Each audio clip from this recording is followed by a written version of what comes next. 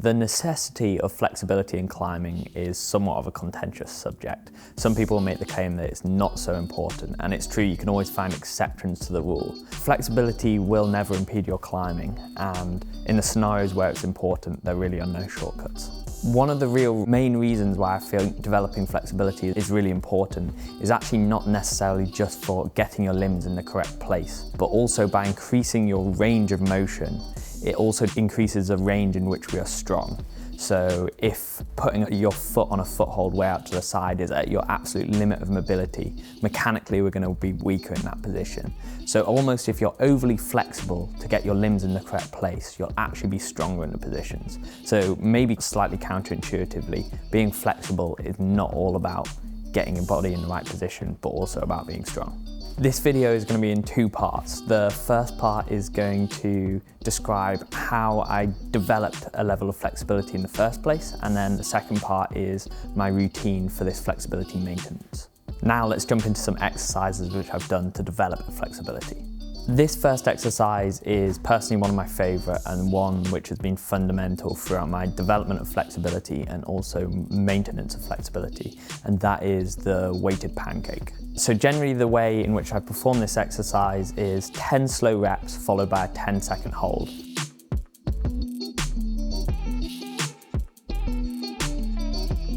It can be easy with these sorts of exercises to get tempted into throwing on as much weight as possible and increasing the load. But for me, I've always found it really important to maintain consistency in the width of my straddle as wide as possible before I start overbalancing, and then increase the load from there.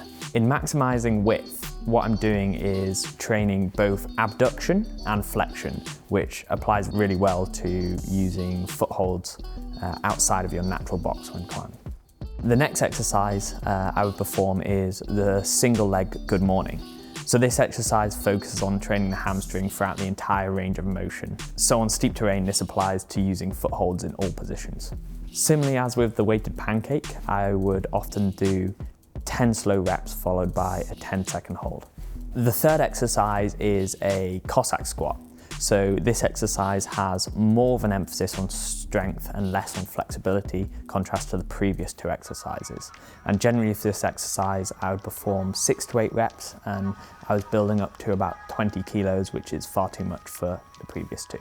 I'd recommend with the Cossack squat developing entire range of motion before adding too much weight. The same idea applies to both the weighted pancake and the single leg good morning as well. It might be the case that you don't want to add any weight in order to complete a sufficient range of motion. So I'd treat this session with the same respect as I would for a strength exercise. I'd look to only be doing this about twice a week. If you feel like you can do it more than that, the load is likely too low. And if you feel like you can't do it that much, perhaps you are going too far. This brings us to part 2 of the video, which is the maintenance routine. One of the real benefits of putting in all the hard and consistent work in developing your flexibility is that you'll be glad to hear it's much easier to maintain this level of flexibility. To maintain this flexibility, it may only take 10 to 15 minutes every other day, so it is a much lower load than the phase of developing flexibility in the first place. After warming up by sitting in the butterfly for 30 seconds to open up the hips, I complete a circuit of 4 stretches, which I cycle through 3 times. These exercises are the unweighted pancake, which focuses on hip abduction and hamstring flexion, followed by the QL twist, which develops flexibility in the thoracic spine and also relieves tension in the lower back. After this, I will do the frog, which feels incredibly applicable to climbing as it puts your body in a similar position as you were if you were to try and get your hips close to the wall. And finally, I will do the supine pigeon, which relieves tension in the glutes. The intensity of all of these stretches is not too high. I'm doing them unweighted, and so there's no need to rest between the stretches. Generally, I hold each one for about 30 seconds, cycle through them all, and then repeat this 3 times. So with no rest, you can get through this entire session in only about 10 minutes. So to summarize the role of flexibility in my climbing and training, I very much have the attitude of why not? I feel like there's no way when this is going to hold me back, and I can only see it benefiting my climbing. Definitely in the moments where there is a foothold or a heel hook like right near a limit of mobility, I'm definitely grateful to have this tool in my toolbox, and it's never felt to limit me. If you like the look of the exercise mat Aidan was using in this video, we're offering 20% off when you use the coupon code FLEXLIKEAIDAN. If you follow the link in the description below, that discount code will be automatically applied to a bundle that includes the flexibility mat and 2 yoga blocks.